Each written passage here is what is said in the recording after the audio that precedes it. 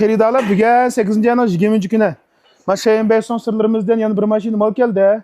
Buni manda chiqarib qo'yishimizda bo'lak maqsad yo'q. Ammo bu renova mal bo'lgan ekan, ba'zi bir ranglar tugab turdi. Nurg'un xaridorlarimizniki unga ehtiyoji bor. Endi hozir birinchidan do'stlarcha birga chiqarib qo'ysak hech kim ko'rmaydi ekan. Ikkinchidan hamma xaridorlarga hamda biz birdan mana mol kelgan deb depolashga vaqtimiz yetishmaydi ekan. Shunga mana do'yon chiqarib qo'ysak, xaridorlarimiz baqa qolgancha buncha bir klipin serib mollarini to'liqlab olamiz deb chiqaryapmiz. Ikkinchidan endi hozir mana mushkasmi qilayotgan do'konchilar bo'lsanglar bilasizlar. Ma'qul bozor intayin qalaymiqan.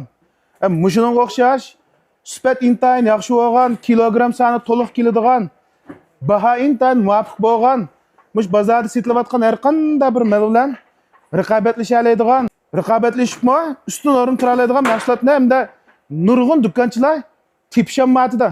Mushunga o'xshash narsaga ehtiyoji bor, lekin ayliqqa o'qishib tepish bo'lmaydi. Shunga mush orqali bir shuni bir ko'rib, balduroq misal sifatlik muvofiq mollarni bir do'konga borib sotib, foydalanib qilishni umid qilib chiqarib qo'yapmiz.